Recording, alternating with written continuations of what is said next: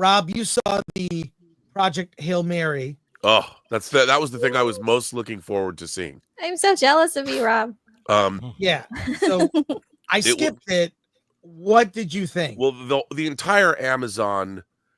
I mean, I could write a treatise on what I think the whole Amazon panel, what it meant to Hollywood. But suffice to say, I think that Amazon did, in fact, win CinemaCon this year, if there's such a thing. But look, Project Hail Mary is based on the third book by Andy Weir, who wrote The Martian.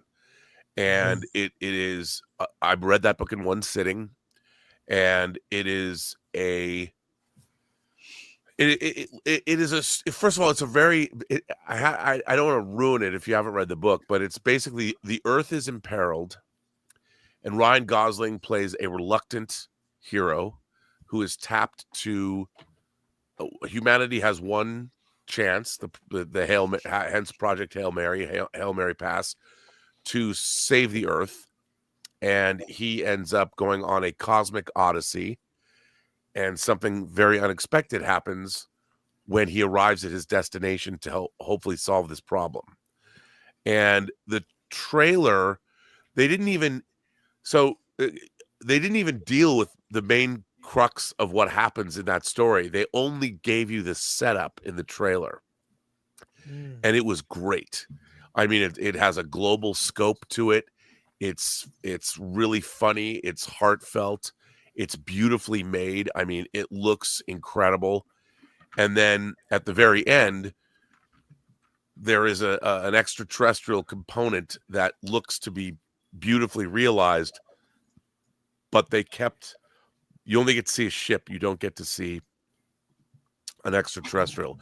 And the relationship between Ryan Gosling and this alien creature, Rocky, is the centerpiece of the story.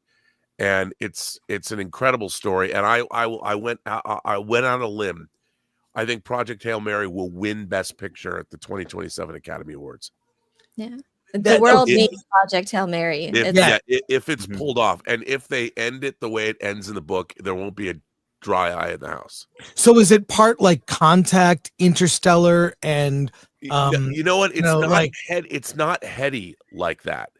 It's you know how no, this is literally, I mean, I'll say it. I mean, it's very accessible. Yeah. So what ends up happening is you have a human being meeting an alien life form, but the alien is so different than us that they have to first figure out how to communicate with one another.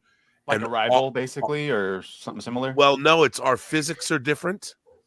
The way we perceive the universe is totally different. The life form itself is way different than us.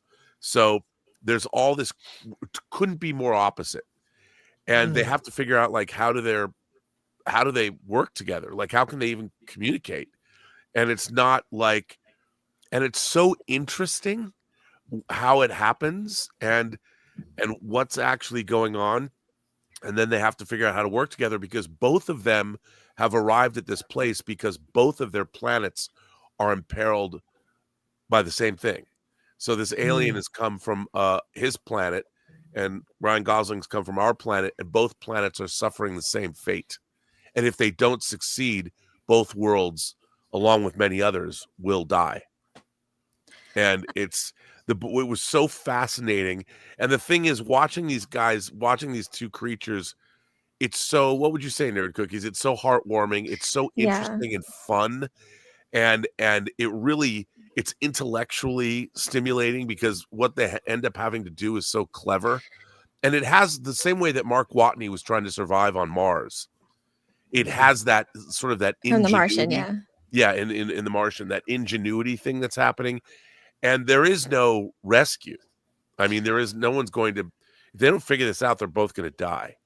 And it's just a great, it's a great science fiction story. It's a great friendship story. It's an action adventure story. It's an apocalyptic story. And there is a component where you see characters on Earth as well. And there's a specific female character there's an actress I'd never seen before who is great in this role. I mean, the film just looks expertly made. Like, they nailed it. They nailed this book. I can't imagine and I can't wait to see. I'm glad they didn't show us the alien. Yeah, I hope they don't show it in any of the because the design work of the extraterrestrial craft is amazing. It looked like the alien ship looked like the inside of a piano. Kind of. It looked like the Sulaco from Aliens, if the Sulaco from Aliens was the inside of a piano with all the piano wires and the brass, and it was just perfect. It was. And Greg Fraser's the cinematographer. Greg Fraser's the DP. Who did Dune. It looks incredible. And the thing about it is, it's a really heartwarming, fun, wildly entertaining story. Yeah, that's what we need. Yeah, I mean, it's going to put a smile on everyone's face. For science fiction in particular, I feel like we get so much grimness and themes that are centered around realism, like realistic themes like Dune, for example, but a lot of dark and gritty sci-fi.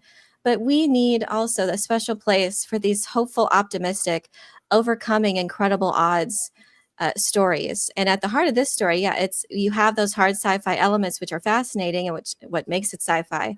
But at the core of its story, you have these really relatable, likable characters. It's the characters that really shine through, the humor and the heart. And it's a story of friendship, which I think really just resonates with everyone. And it's very accessible to everyone. So I'm super excited because I think the world needs this. Audiences need these kinds of stories. And I don't know. The director got fired from the Han Solo film. Yeah. So, right. Might have been a good thing in retrospect. But the alien's going to go down in cinema history as one of the great alien creations ever. Well, I can't wait. I want serious sci-fi. I loved Arrival, Denis Villeneuve. When I found out, look at his track record, Denis Villeneuve, and just like when he approaches serious sci-fi, we need more of it. And also kind of explain something they never really explained in Star Trek, how all the aliens they encounter just speak English. Sure, they say the universal translator, but how did they get to that? I like, I like this. Everything I've heard, I'm all in.